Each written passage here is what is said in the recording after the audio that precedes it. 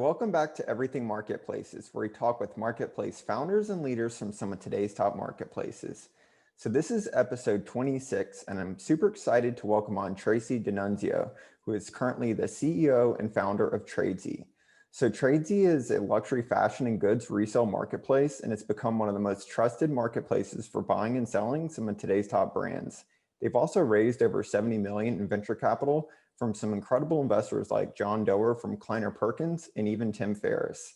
So Tracy, welcome to the group chat. And some might actually know you from the multi-part interview that you did a few years back on the Tim Ferriss show. But let's maybe start off by you sharing more on your background for those that don't know you, and then what led you to start Tradesy. Sure. So I'm Tracy. I'm the founder and CEO of Tradesy. We are a peer-to-peer marketplace for luxury and designer fashion. I started it really the earliest beginnings of the business was in 2008, so forever ago. I started it because I wanted to create a way for women to share the stuff they had and stop buying new stuff. I just didn't think that the kind of like throwaway disposable fashion culture was good for anybody. And so I sat in my living room and I was like, I'll learn how to code and design and I'll build a better marketplace. And 13 years later, I'm still trying to build a better marketplace. So yeah, that's where it came from. Awesome. So it was basically you were building a marketplace to solve your own problem then.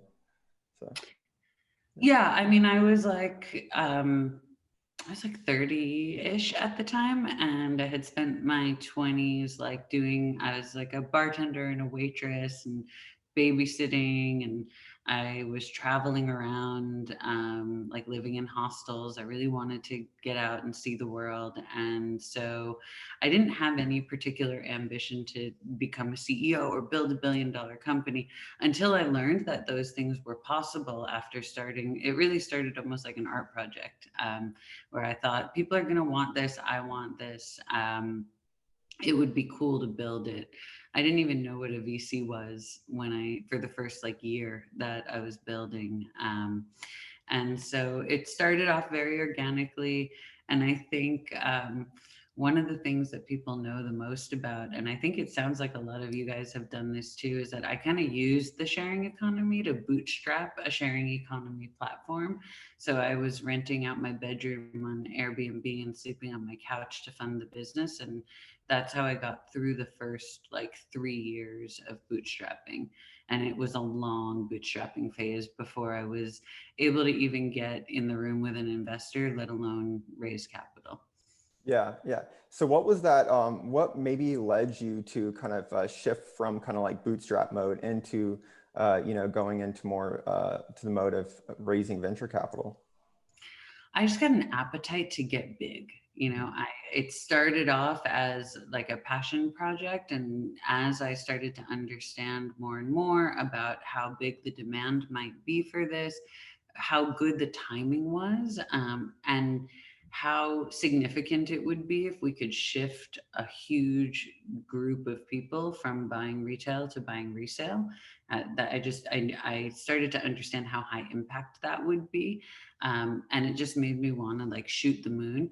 And I had the benefit of being like pretty naive. So I wasn't aware of how difficult it could be to get to scale and to get huge. I just got it in my head that like bigger was going to be better because it would have more impact, and it would be fun and amusing to see how big it could possibly get. And so I just kind of went for it.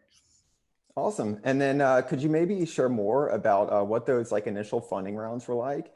And then, what that what that was like as far as like the different stages of growth for Tradesy as a marketplace? Yeah, I mean, we have an unannounced funding, but we've now raised about $140 million. But when I was starting out, like a number like that wasn't really even something I could comprehend. And my initial thesis, my first model when I learned to build a forecast in Excel said that it was going to take $50,000 to build the business. And I thought that if I could just find $50,000 to fund the company, like that would be it and it would be great. So my first experience with an investor who became interested was a woman named Danny Levy, who had an early internet business called Daily Candy. And through a friend of a friend of a friend, I managed to get her attention. She was like, "You're all right, kid. You remind me of myself when I was starting out." And she gave me $25,000, and it meant the world, because not only did I have $25,000 to spend on growing the business, which I had only dreamed of being able to spend that much at that time, but it gave me credibility and confidence to talk to the next batch of investors, because I was like, and Danny Levy's an investor. And it actually opened a lot of doors, because I was totally not validated by anyone who knew anyone who was a funder. And so that became a stepping stone. And I noticed that once I told people that I had this very credible investor, they were much more open to having another conversation. So I leveraged that kind of endorsement to get into an incubator program here in LA that's long time ago stopped operating, but it was called Launchpad. And that was like a 4-month boot camp for talking to investors, getting investor exposure. And I wasn't a fast learner. Like we used to have, there were 10 companies in the class. And when you raised your seed round, you'd ring a bell. And I was the last one to ring the bell. I was the last one to raise my round. It took me a minute to acclimate to the ways that investors spoke and heard you, and to adjust the way that I communicated to be better suited to that kind of universe. But from Launchpad, I was able to meet our seed investors. A guy named Jim Andelman, who's still on my board. He was at a fund called Rincon Venture Partners. Now he's at Bonfire Ventures, one of the finest humans in venture capital. He's been like tried and true for a really long time. He led our first round, and then we started growing. And once you start growing and really like the momentum gets into the business, it's then the whole dynamic with investors shifts. So our Series A, our Series B were all high momentum financings, where we had like the top investors in Silicon Valley kind of fighting to get into our deal. And that was a completely other experience than, knocking on doors and hoping someone would listen. So I got to see all sides of the fundraising journey. Through many rounds and many meetings, and most of them are about rejection. As I'm sure you all know, I've probably done 400 pitches. We have about 25 investors, so it's mostly no's. Even when you're like a hot company, it's still mostly no's. So that's sort of the nature of the beast. Nice. That's quite the story, especially from the beginning about the bell to now. So that's great. So I definitely want to kind of come back to the kind of funding side in a little while. But before we do, maybe could you speak to the different kind of stages of the business? You did mention it was when you just, when it was just like a growth kind of after, leaving the accelerator. As a marketplace, kind of like, what did that kind of look like as far as like your initial kind of traction and maybe even the state of, the business? Yeah, so we had part of the reason that the business took off so well was that, so we built Tradesy.com as it's known today in 2012. I had like a precursor business that was a marketplace for wedding dresses. And with our first round of financing, I put together a small team. It was like 6 of us in my living room, and we built the initial Tradesy.com. And we seeded it with a few thousand items that we bought at local thrift shops, and launched it with that inventory that was all like stuffed into my bedroom, ready to be shipped out to customers. And a crazy thing happened. 6 days after we launched, we got this huge opportunity to go on Good Morning America. And it was right in the middle of Hurricane Sandy, and a bunch of their guests had canceled because they couldn't get into Manhattan. And we had this PR firm, and they were like, "This, if you can get into New York City," and I was like, "I will crawl over the Brooklyn Bridge if that's what it takes. I'm doing that segment." And we ended up getting a full 6 minutes of Good Morning America in the middle of a big crisis. So everyone was tuned in. I was live in Times Square. We were 6 days old. We had a team of 6 or 7 people in my apartment, and they put on the big Jumbotron, um, eBay and Amazon have a new neighbor. It's Tradesy. And they put us up there, and traffic exploded. And of course, the site went down. And I didn't sleep for 72 hours and cried of exhaustion the whole flight home. But we were kind of off to the races. We had that initial spark. And that started a phase of, I would say, like a network effect, where we had a lot of demand. So we got a lot of supply. The more supply we got, the more demand we got. We continued to do a lot of press. That became our kind of initial strategy. And we were unique at that time. There wasn't a ton of competition in the market. So our unique value proposition really resonated. And we did, for GMV, we did 6 million in that first full year launched. Then in year 2, we did 40 million. And then in year 3, we did 130 million. And so that phase was like, when I look back to it now, it was a blur, it was just a wild ride of growth. We were not at that time experienced or attuned to all of the complex mechanics that happen within a marketplace, supply demand balance, setting up incentive systems to make sure that behavior is good. But we had kind of like the right message at the right moment with the right product and an initial product market fit that really took us on like a rocket ride. Then we had different phases later where growth slowed down, and we had to figure out why. And we came to understand a lot of the under the hood complexities, things that we had gotten right, things that we had gotten wrong. We tried to get profitable. We failed to get profitable. Then we did get profitable. Then we decided to not be profitable anymore and to start investing into growth again. So it's all to say that, like, even when you have a successful journey in a marketplace, it's not often a straight line. And I think that I have a lot of friends who run e-com businesses, and I think that a marketplace is somewhere between 10 to 100 times more complex. It's like a real intellectual exercise to think about how to balance supply and demand to drive growth. If you're lucky, you'll get a little growth spurt like we did, where you take off and you get an ecosystem to run. But getting from A to B is different than B to C, is different than the next chapter, and it'll make you you'll have to learn a lot, because it's all kind of online marketplaces are still uncharted territory, where you have to be extremely analytical and creative to really try to manage an ecosystem with supply and demand.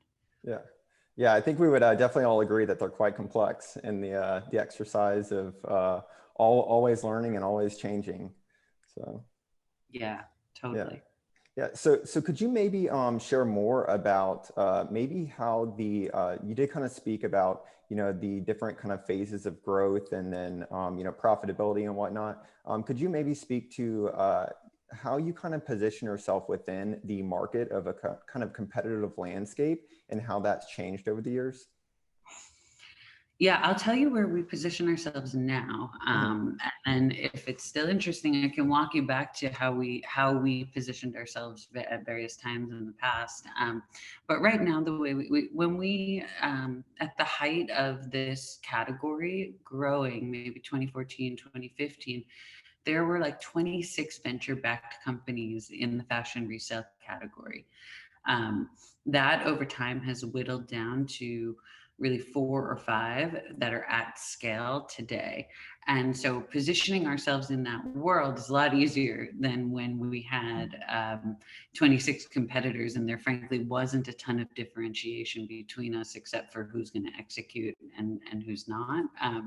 So at this point, there are two two key ways to think about where we sit within the ecosystem.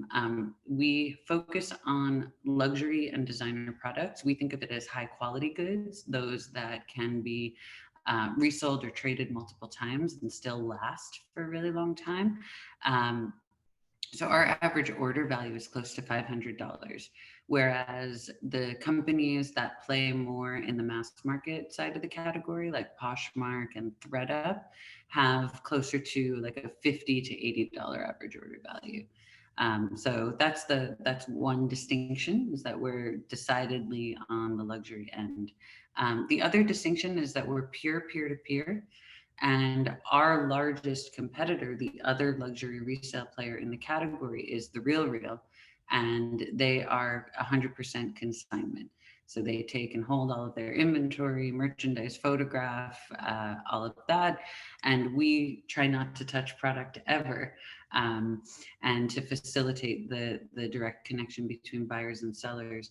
And so one way that we can easily communicate who we are and what our value proposition is that we say we replace the human middleman in a marketplace with technology that covers some of the most important touch points between a buyer and a seller, such as trust and authentication, curation and merchandising, and peer-to-peer logistics.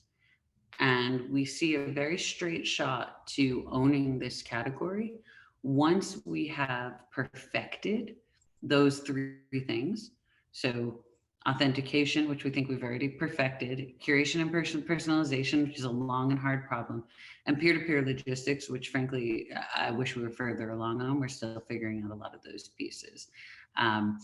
Once those things are solved, you can really imagine that in this category and in every category, peer-to-peer is going to be the primary model, because when you have automated technology that's scalable, you can afford to charge the seller a lower fee, which means that they can afford to price their items more competitively. And then buyers always pay the lowest price, sellers always make the most money. And naturally, consumers shift over to the peer-to-peer platform because it's delivering more value. So our thesis on our category, and I think a lot of categories with marketplaces, is that today, the quickest, shortest route to solving a lot of those challenges is to be a middleman. But over time, technology is going to completely replace the human middleman. And that's really the area that we focus on as a business, is building that technology. Awesome. So I do have a question for you. Out of curiosity, how do you how do you stay focused on, basically, your kind of mission and, not jumping ahead, or maybe not exploring opportunities which aren't directly aligned, with that?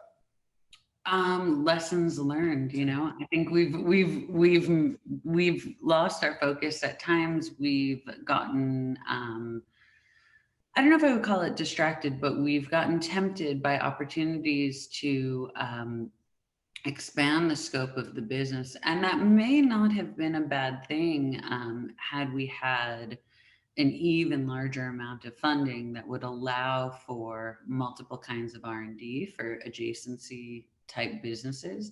I think for us, like for my company personally, there have been a few times that we've explored expanding the business model and underestimated how much time and investment and risk was involved in those things. So we've bought two other companies over the years with the intention each time of building a new type of business to expand our business.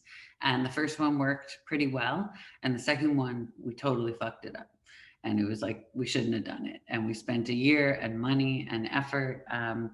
And so I don't know if staying focused is necessarily always the goal, because if that thing had worked, we would all be thinking, what a great idea to expand beyond the core mission. It didn't work, but I think it didn't work because we didn't put the resources into it that would have been required to make it work. Easy to say in the rearview mirror, but all of that is to say, I don't know if staying ruthlessly focused on the core mission is necessarily the goal. We happen to have more or less done that, but partly because the thing that we thought we were going to do failed. Yeah. Yeah, that's a great point. And I actually was going to ask about the acquisitions. Could you maybe share a little bit more about the first one and kind of what led to that, and maybe some of the kind of like the nuanced decisions that were involved in that? Sure. Yeah. The first one was in 2015. We bought a competitor based here in LA called Shop Hers. It was Shop Dash Hers. Um, and they had been a direct competitor since early on. I mean, they were right in the same exact zone we were in, and it was funny because their founder and we didn't know each other. We were sort of rivals. There was a bit of a feeling of bad blood there, um, and they had built a great business. They didn't have the Good Morning America like flash growth trajectory we had, but the business was growing. They had gotten to their Series B and had trouble raising money and had decided to do kind of a semi pivot into building technology that would let professional sellers like eBay sellers and consignment stores list on their platform and sell. So they had built a good part of that, but they still weren't able to raise in time. And so they started a sale process. We had been thinking about expanding into having professional sellers sell on Tradesy. We thought, what a great idea. We could get their technology and their team that's already been building this instead of starting from scratch. Their founder, Jacqueline, and I got together, found out we really got along. We had been living parallel lives all that time. We aligned, like joined forces, and it was a great acquisition. It was a success. Today, that professional seller business is 40% of our GMV. So it's a great deal, and everybody was pretty happy. And Jacqueline doesn't work at the company anymore, but she remains an advisor. We still have people from the team there. So that was a good deal. We did a good thing there. It all worked out. Yeah, yeah, it definitely sounds like it. And yeah, thanks for sharing more on that. So on that note too, could you maybe share some of the sellers, I guess like resellers? I believe there's sellers that are actually making a living on your platform. Is that right? Oh yeah, lots and lots. We have, I would say, we have a really broad base of sellers. So everyone from, a woman who likes to get rid of stuff she's no longer wearing, like an individual peer-to-peer seller, all the way through. I mean, even one of our semi-competitors, a company called Rebag, is a tradesy seller. A bunch of international marketplaces that are similar to us, like one in the Middle East called the Luxury Closet, one in Japan called E-Lady. They all sell, they access our buyer side audience in the US. And we take a commission and they get their commission and everybody's happy. So our seller profile varies like that. The sellers that I'm most kind of excited and proud about having are the peer-to-peer sellers who figured out how to leverage their really good taste and deal hunting into an at-home business. So we had a lot of peer-to-peer sellers who started as hobbyists and over time realized that they had a great eye for buying low and selling high and turned it into either a cool side hustle that funded their own entrepreneurial journey, which is amazing. It's like the circle of life happening.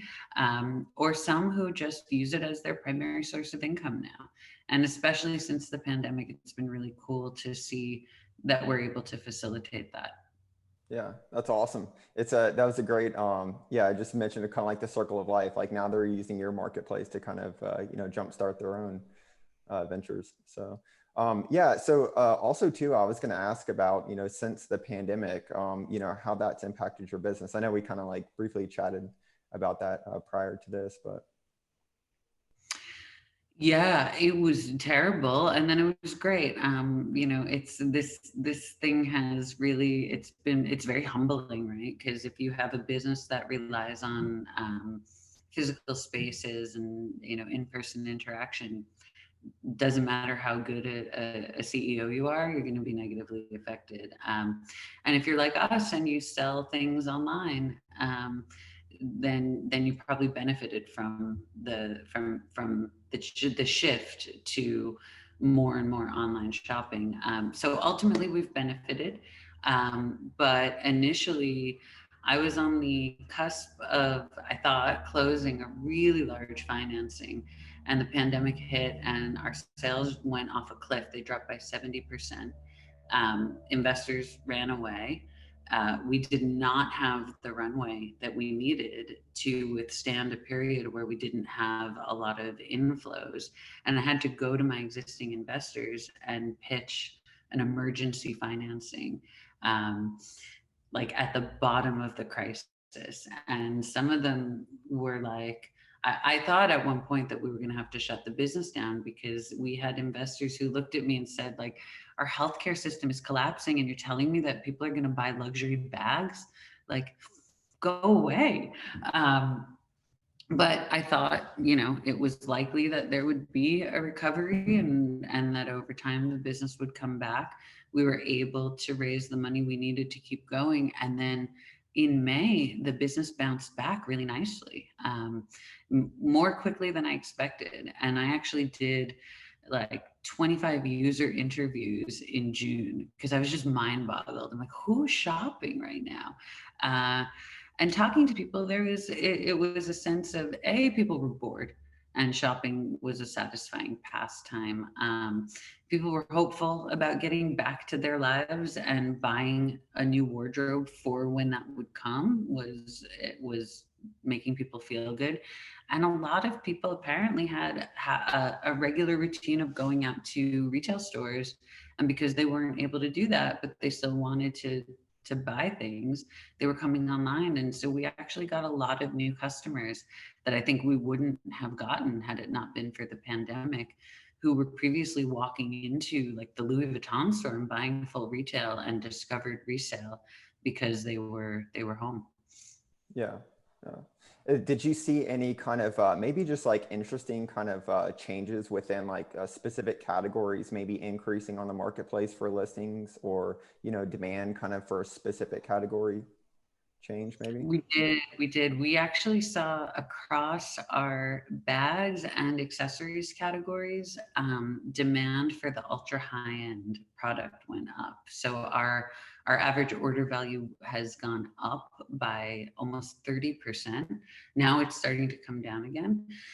And I think that's just, look, the pandemic had the least impact on the richest people, right? And I think in many cases that's who came to shop with us during the bottom of the crisis. And some of our regular customers who are more like, young women who are saving up to buy things that they want to invest into, a lot of those customers went away. And now we're seeing that shift back a little bit with reopening, the average order value going back down, older customers coming back.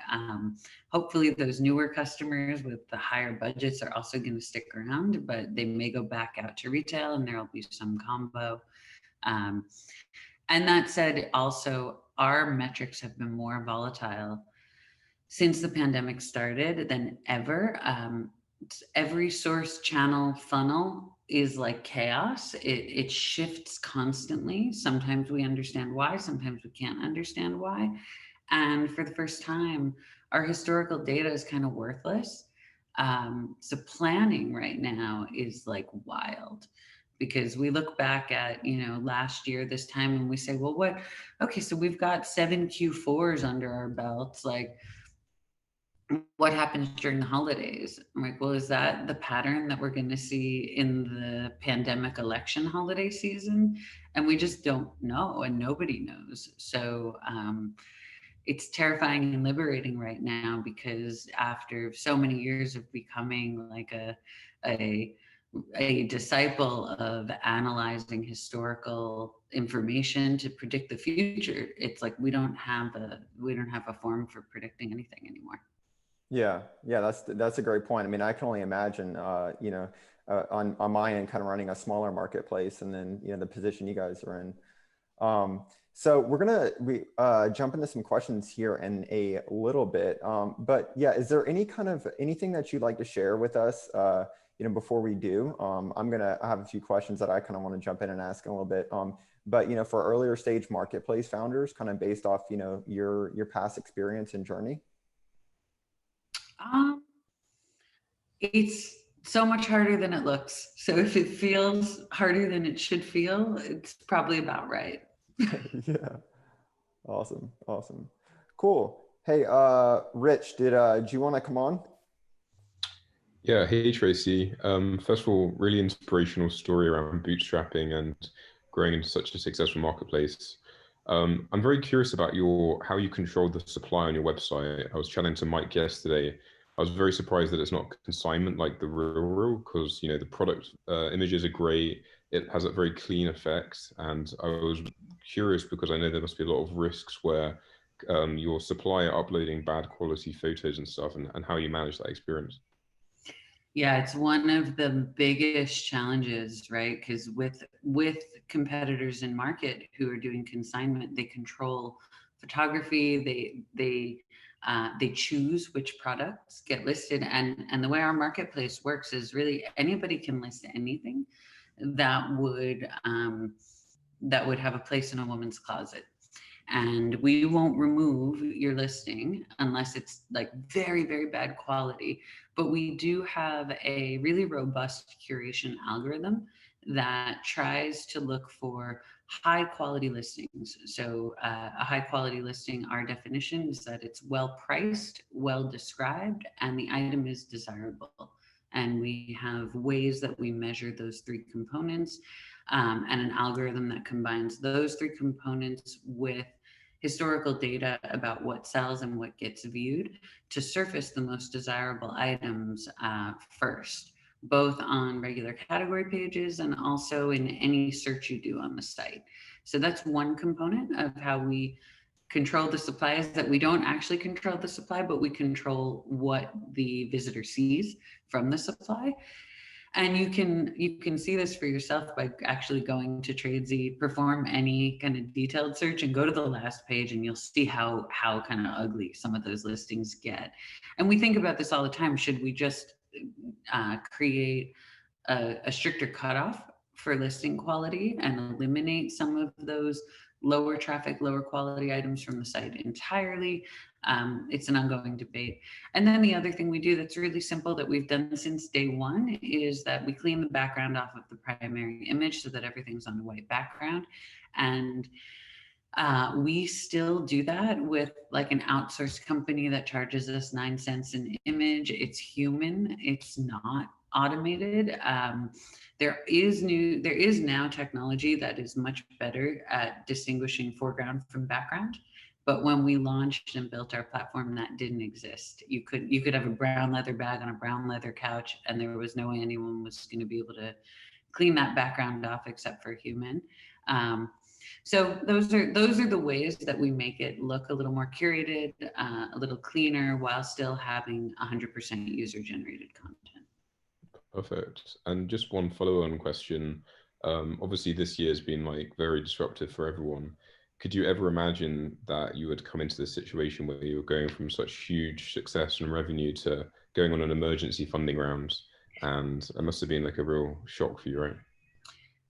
It was, but here's the thing: I'm like 100 years into this journey now, so it was not the first time that some like crisis thing happened in the business. And um, my board gives me feedback every year. Like I get a review, a performance review from my board, and what their feedback has been pretty consistently is that I have been historically a great wartime CEO.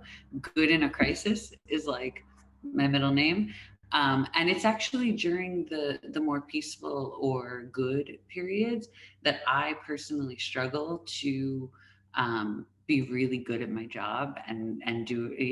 When something goes wrong, for me at least, it's like I know what I have to do. It's mission time.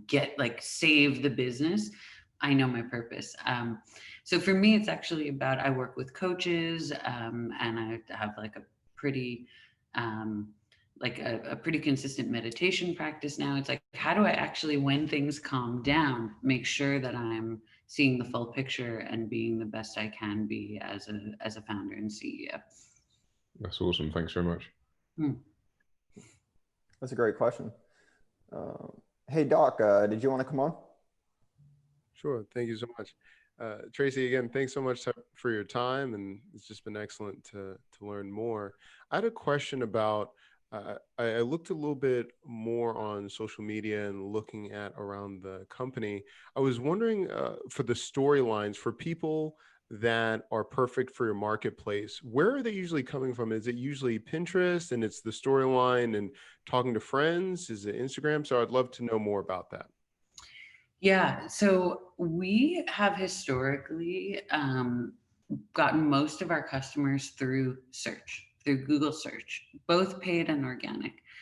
One of our earliest competitive advantages, and another one of the reasons why we grew so quickly, was that I had this, it's a very long time ago, but I had this very early theory about leveraging user-generated content to kind of blanket organic search results. So I figured in a peer-to-peer marketplace, when you're allowing so many people to list so many things, if you can get them to describe those things in detail, you're essentially creating a repository of really rich keyword rich content that is highly relevant to searches for products.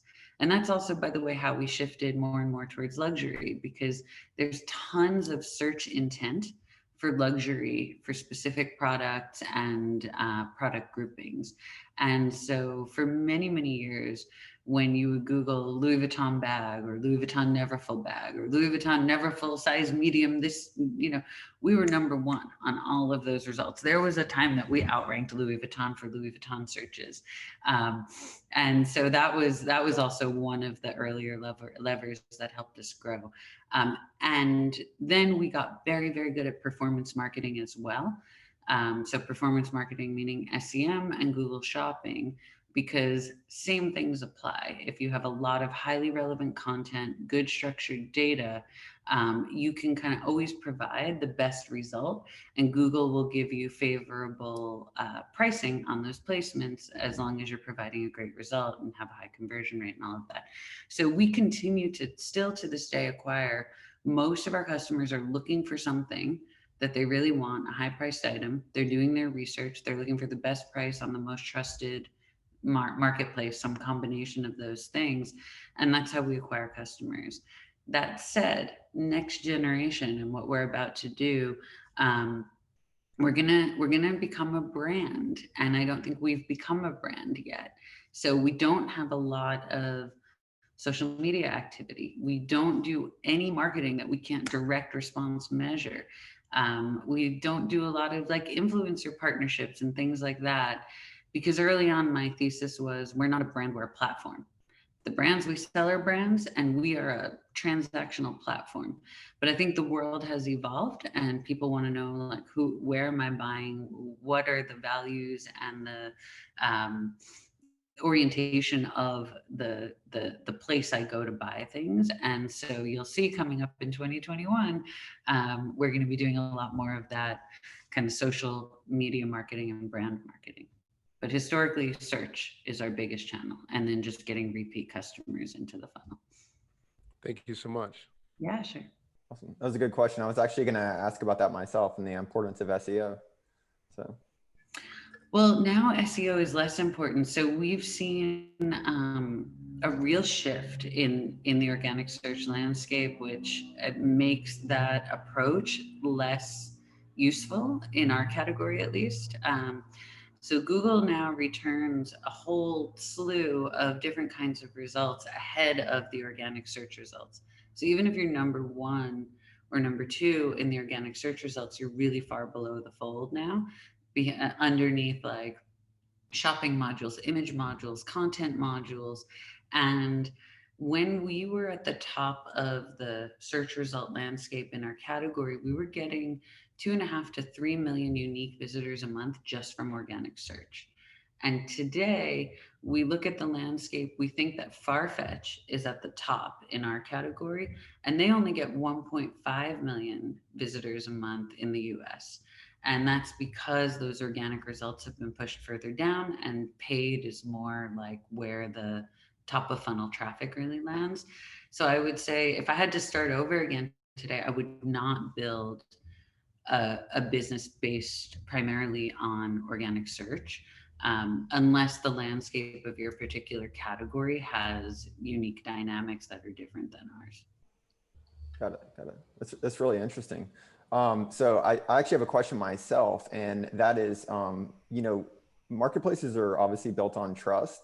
And, you know, how do you potentially think about, you know, when you kind of venture into more of the, you know, for social and building your social presence from search, you know, building trust and maybe even using some like resellers and, you know, yeah, I don't want to like go into too much, I guess, but more of a question on, you know, how are you going to think about building trust through your social too? I think we're still learning a lot about building trust. We built technology and systems around that technology pretty early on that was very successful and continues to be very successful at eliminating fakes from our site. So designer replicas are a big problem in luxury fashion. You won't find them on Tradesy. We were able to detect and remove fake items with 99.7% accuracy through purely automated systems. Then we have multiple forms of human review that ensure that you won't get a fake ever. And in the very rare case that they do slip through, we give a full refund and a bonus credit to anybody who gets a fake. And it ends up being like less than one a month, like 2 per quarter on average. So my perception for a long time was that like we're the best in the biz at authenticating. People will trust us. But it turns out that building trust and like being trustworthy and building the perception of trust are actually 2 completely different things. And so we have had competitors who I think have built better trust with the market with less precision and accuracy around their authentication practices because they have really proactively messaged, you can trust us. And so I would say that that's my best learning so far. And I think that we probably as a business don't have the amount of trust that we should have based on the solidity of our systems. And we're going to learn in this coming year how to build perception that matches the reality a lot better. Got it. Got it. Yeah, I think, yeah, I couldn't really ask that question succinctly, but that was exactly what I was looking to learn. So I use quite a few of the resale marketplaces for men's fashion and designer goods. And I feel like right now I'm just getting like bombarded with, you know, the messaging of authenticity and trust. So. Yeah, we've not been, we used to have a sign when you walked into our offices, a big fluorescent like LED sign that said no fake shit. We're very like into like no fake shit. And that's for the stuff on our site, but also the way we communicate with customers and the way, so we have not probably been as bombarding as we should be. Right? Because even though like you or I might feel like, leave me alone, I get it, it's authentic. I think you have to scream from the rooftops about it for people to really get it. Or maybe not, I don't know. Let's do it in another year. I'll tell you what we learned as we tried, as we very deliberately attempt to build trust in the marketplace this year.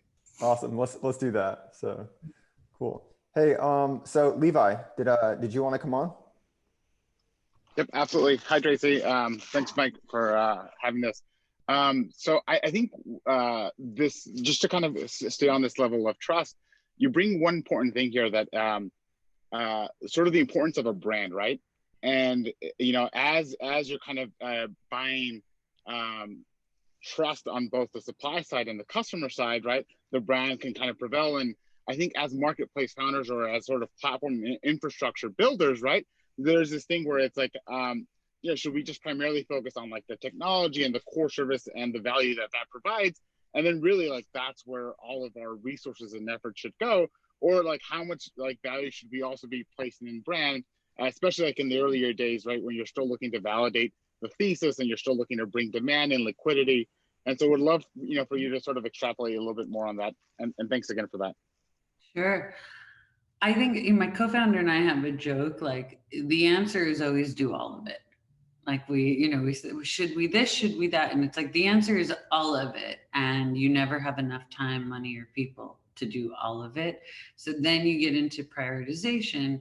And I think, look, it's tough to say, like, what if we had shifted some of the resources that we put into building technology into, or product into building brand historically? Would we be in a better place than we are today, or a worse place? We don't really know. I would always say that if you expect to be on a path of raising capital, in my experience, VCs and the types of investors who are going to fund marketplace businesses, they're much more interested in seeing proof of product market fit, even if it's with a super niche audience, than they are in the idea of brand, which is a little more ephemeral. Also, when you're smaller, I think brand is less valuable. It's like you can't really build a brand unless you have a really big audience, because most of what's involved in brand building has to do with kind of surrounding people so that they see you and your message in various places that are not just prompting them click here and convert. And until you have a really large budget and a platform that's big enough to support that kind of surrounding people, it can be difficult. Now, all of that is wrong. If you have a very niche market, then you can build a brand in your niche market, but we don't. Our market is like women who wear clothes. So I don't know how we would have built a brand from a smaller place. And I think if you're a great fundraiser and you can get to the kind of capital that lets you do both, that's ideal. But if you have to make a choice, go for the product market fit. One of the best fundraising insights I ever heard was that in one of Uber's early rounds, they already had like a couple million customers, but they had a small cohort of 9,000 users who were using Uber almost every day and had essentially replaced their primary form of transportation with Uber. And so when they went out to investors, they didn't even show the metrics and the retention and the behavior for that whole pool of a few million customers. They just focused on the 9,000 customers and they said, we know how to make more of these. And it got them, according to some of the people who were part of that fundraise, it got them 3x the valuation that they would have gotten otherwise. And we've tried that and had some success as well. We have a small cohort of what we call dual users. It's women who sell what they have to buy what they want. They've essentially stopped using cash to fill their closets. They just sell something to buy something else. And they have a 6x LTV CAC versus a buyer only, and generate 16 times as much revenue throughout their lifetime. And it's a relatively small group, but what we're working on now is saying, look, we can build more of these customers. Ignore the big marketplace. So that's a useful, I think, product market fit with a small cohort that you have a proven way to build more of is the winning strategy until you're big. Awesome. Thank you. Awesome. Yeah, thanks for sharing more, Tracy, as far as the kind of dual users, because I was definitely interested in that. Have you seen items go through your marketplace multiple times and been able to track that? Yeah, we even had a wedding dress that 3 different women wore and they became friends, and it was really cool. That was a few years ago. But yeah, we've definitely seen that. We have a feature where buyers can just hit relist to relist the item and resell it. And it's not the most used feature, but within that group of dual users, it's very popular. So yeah, we definitely see items recirculating several times. That's super interesting. I can only imagine, especially for instance, in the luxury market for handbags, as the price increases, seeing that, being listed and, sold for higher on your marketplace over time. Totally. And there's a whole idea now of nobody wants to, it's been around for a long time, the idea of experience over ownership. But there's a sense that people just aren't attached to things as much. And so a lot of times when people buy something from Tradesy, they instantly relist it at a slightly higher price. And they're like, cool, I'll keep it for as long as it takes to sell, and if it sells at a higher price, I'm happy to let it go. So I made a profit and I wore it for a while. And if I get sick of it, I'll come back and I'll lower the price. And that's really the behavior that we're trying to build more and more of. It's like using Tradesy as a sort of closet management system. Yeah, nice. Cool. So I think we have time for one more question here. So Vanessa, did you want to come on? Hi, Tracy. Thanks again. It's been really insightful what you've had to say. So my question, I guess it kind of links on to the last question. But you mentioned that at the beginning, you didn't have that much experience with raising investment, and it was kind of like a learning journey. So I guess in hindsight, how would you prepare yourself, or how would you advise someone that's raising for the first time to prepare themselves to have a successful round?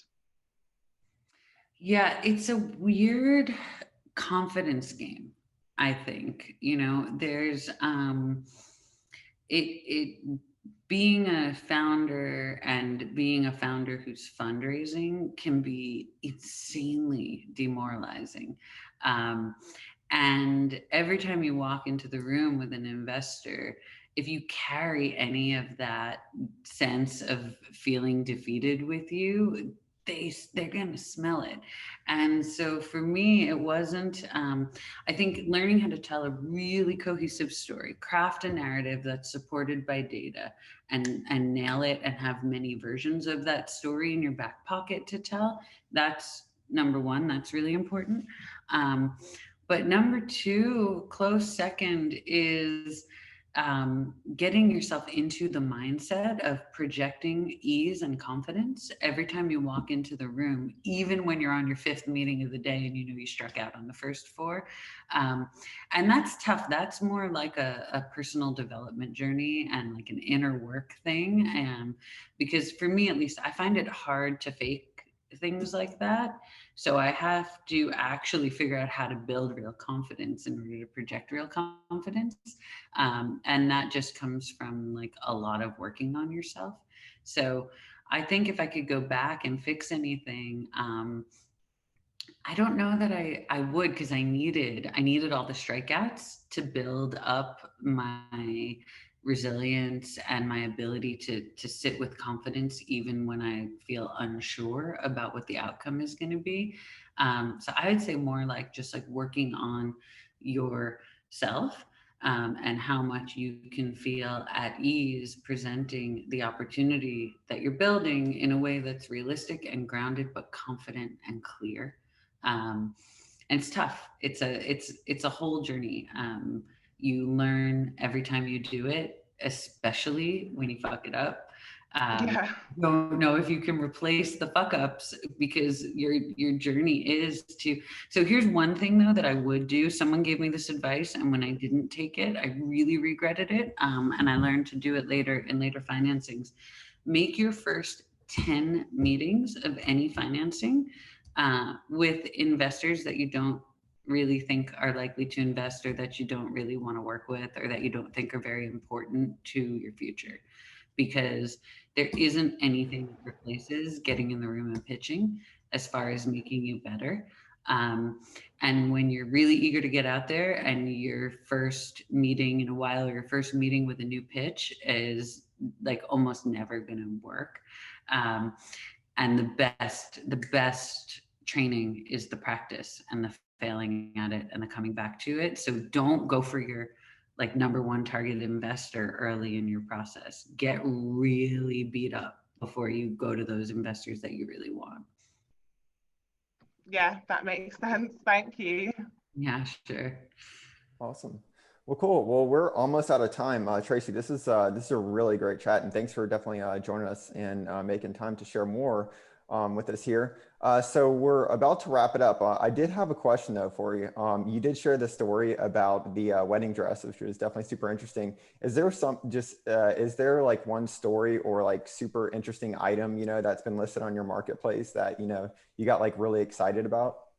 Oh, yeah. It's so weird though.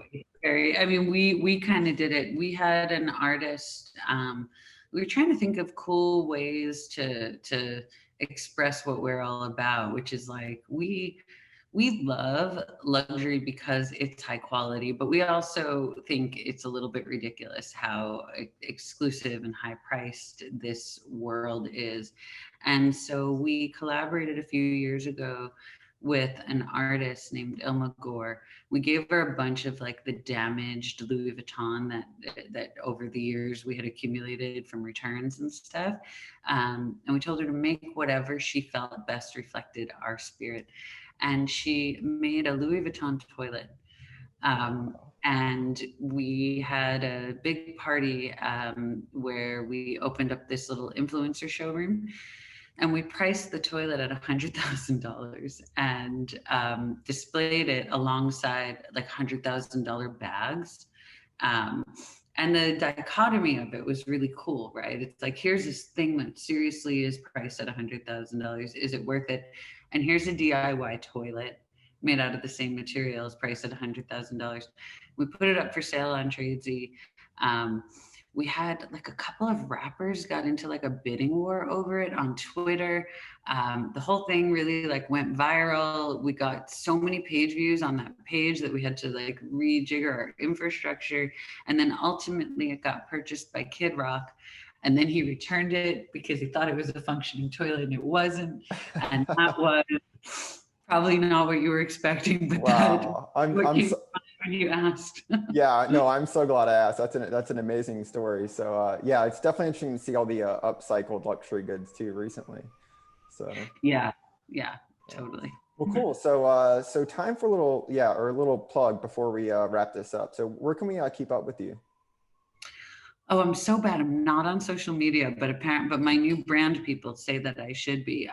You can, where can you keep up with me? You can always email me at tracy@tradesy.com, and I'm happy to help and advise on any of your businesses. And apparently, according to my new PR people, I will have a social media soon, maybe on TikTok or something.